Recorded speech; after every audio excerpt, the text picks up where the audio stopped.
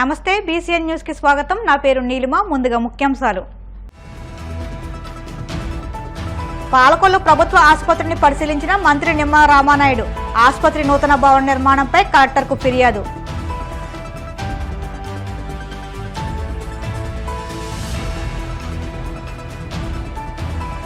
పాలకొల్లు ప్రభుత్వ ఆసుపత్రిని పరిశీలించిన కలెక్టర్ నాగరాణి। త్వరితగతిన నూతన భవన నిర్మాణ పనులు పూర్తి చేయాలని ఆదేశం।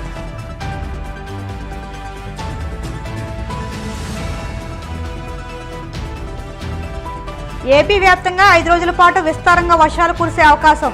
అస్సాం నుంచి వాయువ్య బంగాళాఖాతం వరకు కొనసాగుతున్న వేర్వేరు ద్రోణులు।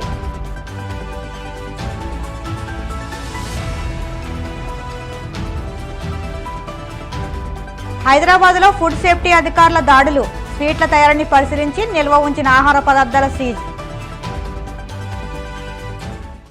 పశ్చిమ గోదావరి జిల్లా పాలకొల్లు ప్రభుత్వ ఆసుపత్రి ప్రమాద స్థితిలో ఉందని, రోగులంతా వెళ్లిపోవాలని వైద్య సిబ్బంది సూచించారని తెలియడంతో నీటిపారుదల శాఖ మంత్రి నిమ్మల రామానాయుడు పరిశీలించారు।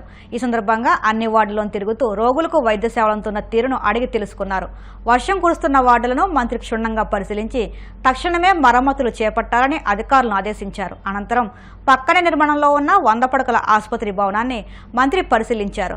నూతన భవనంలో సైతం భవనం లోపల స్లాబ్ పైన కూడా పెద్ద ఎత్తున నీరు నిలిచిపోవడంతో నిర్మాణ పనుల తీరు పట్ల మంత్రి అసహనం వ్యక్తం చేశారు। ప్రజాధనం దుర్వినియోగం చేస్తున్నారంటూ అధికారులపైన కాంట్రాక్టర్ పైన మండిపడ్డారు। అంతేకాక అక్కడి నుంచే ఆయన జిల్లా కలెక్టర్తో ఫోన్లో మాట్లాడి పాత ఆసుపత్రి భవన దుస్థితిని, నిర్మాణంలో ఉన్న కొత్త భవన నాణ్యత లోపాలపైన చర్యలు తీసుకోవాలని మంత్రి ఫిర్యాదు చేశారు। ఇమీడియట్లీ కలెక్టర్ గారితో అదేవిధంగా ఉన్నతాధికారులతో కూడా మాట్లాడడం జరిగింది।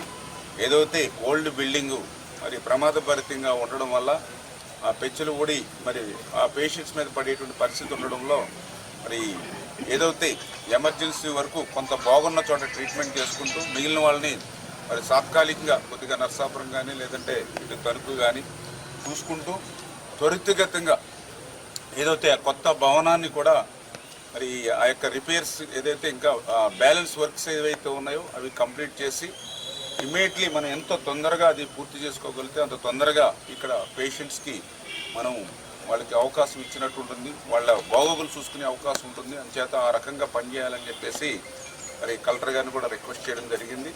2019 వరకు ఒక్క పడక కూడా పెరగనటువంటి పరిస్థితుల్లో మళ్ళీ చంద్రబాబు నాయుడు గారితో మాట్లాడి మరి ఏదైతే పాలకొల్లు ప్రభుత్వ ఆసుపత్రిని 50 పడకల ఆసుపత్రిని మళ్ళీ 100 పడకల ఆసుపత్రిగా పెంచుతూ 12,60,00,000 రూపాయలు కొత్త భవనం నిర్మాణం కోసం ఆ రోజు 3 సంవత్సరాలు తిరిగి ఆ నిధులు మంజూరు చేసుకుని 100 పడకల ఆసుపత్రిగా దీన్ని అప్గ్రేడ్ చేసుకోవడం జరిగింది। ఆ రోజు చాలా క్లియర్గా టెండర్లో కూడా అగ్రిమెంట్లో కూడా ఏదైతే కొత్త బిల్డింగ్ ఏదైతే ఉందో అది సంవత్సరంలో పూర్తవ్వాలని చెప్పేసి ఆ రోజు మేము అగ్రిమెంట్లో కూడా మరి పెట్టుకోవడం జరిగింది। కానీ దురదృష్టం ప్రభుత్వం మారిన తర్వాత మరి సంవత్సరంలో పూర్తవ్వాల్సినటువంటి ఏదైతే కొత్త భవనం మరి నిధులు ఉన్నప్పటికీ కూడా నిధులు సమకూర్చినప్పటికీ కూడా మరి పనులు నత్తనడక నడిచి ఈ రోజుకి వాళ్ళ 5 సంవత్సరాల సమయం పూర్తయిపోయినా కూడా అది ఇంకా ప్రారంభించుకోలేనిటువంటి పరిస్థితిలో ఉండడం అనేది వైఎస్ఆర్సీపీ పార్టీ వాళ్ళ జాతకాన్ని తనమవనండి వాళ్ళ అసమర్థతకి అదొక నిదర్శనం।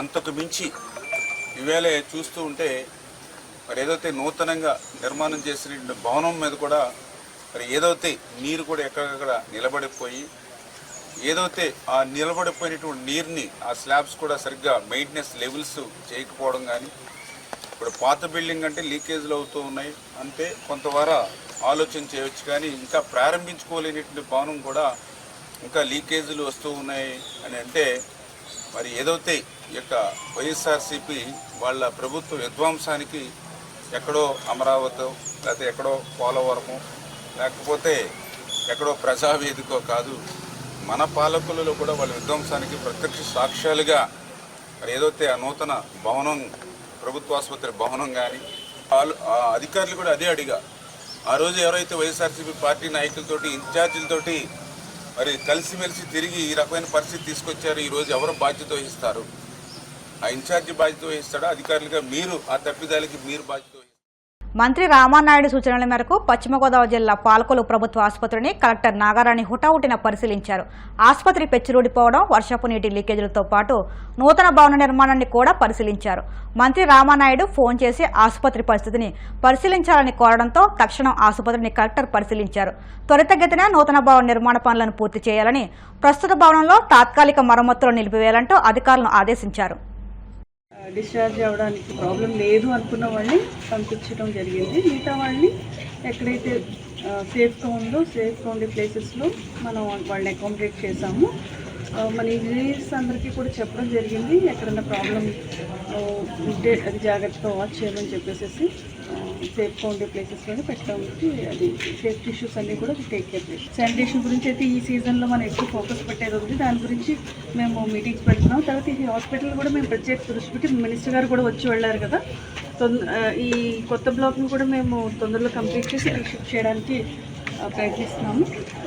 ఓపీ అంతా చూసుకుంటారు. ఏదన్నా ఇన్పేషెంట్స్ ఉన్నది మనం పక్కన హాస్పిటల్స్కి మన వేరే అదర్ ఏరియాస్లో area hospital like Narsapuram attend ఉంది, అక్కడికి పంపించి అటెండ్ అవుతాము. ఆంధ్రప్రదేశ్ రాష్ట్రంలో వచ్చే 5 రోజులు విస్తారంగా వర్షాలు కురవనున్నాయని అమరావతి వాతావరణ కేంద్రం పేర్కొంది. సోమ, మంగళవారాల్లో కోస్తా జిల్లాలో భారీ వర్షాలు కురిసే అవకాశం ఉందని అమరావతి వాతావరణ కేంద్రం వెల్లడించింది. 19వ తేదీ వరకు కృష్ణా, గుంటూరు, బాపట్ల, విజయవాడ, ఏలూరు, ప్రకాశం, విశాఖపట్నం, విజయనగరం, కాకినాడ, రాయలసీమ జిల్లాలలో మాత్రమే కాకుండా తెలంగాణ రాష్ట్ర వ్యాప్తంగానూ అనేక చోట్ల వర్షాలు పడతాయని వెల్లడించారు. నైరుతి రుతుపవనాల ద్రోణి ప్రభావానికి తోడు ఈశాన్య అస్సాం నుంచి వాయువ్య బంగాళాఖాతం వరకు, పశ్చిమ అస్సాం నుంచి వాయువ్య బంగాళాఖాతం వరకు వేర్వేరు ద్రోణులు కొనసాగుతున్నాయని, వీటి ప్రభావంతోనే వర్షాలు కురుస్తాయని అమరావతి వాతావరణ కేంద్రం తెలిపింది. కాంగ్రెస్ చేపట్టిన ఆపరేషన్ ఆకర్ష్ బీఆర్ఎస్కు షాక్ల మీద షాక్లు తగులుతున్నాయి. తాజాగా మరో బీఆర్ఎస్ ఎమ్మెల్యే కారు దిగి కాంగ్రెస్లో చేరారు. షేర్లింగంపల్లి ఎమ్మెల్యే అరకెపూడి గాంధీ హస్తం పార్టీలో చేరారు. సీఎం రేవంత్ రెడ్డి కండువా కప్పి అరకెపూడిని సాదరంగా పార్టీలోకి ఆహ్వానించారు. అరకెపూడితో పాటు ఆయన అనుచరులైన Serilingampally corporator Nagender Yadav, Miyapur corporator Uppalapati Srikanth, Chandanagar corporator Manjula Raghunath Reddy, Hyder Nagar corporator Nane Srinivas తదితరులు పాల్గొన్నారు. ఇప్పుడు కాసేపు ప్రకటనలు.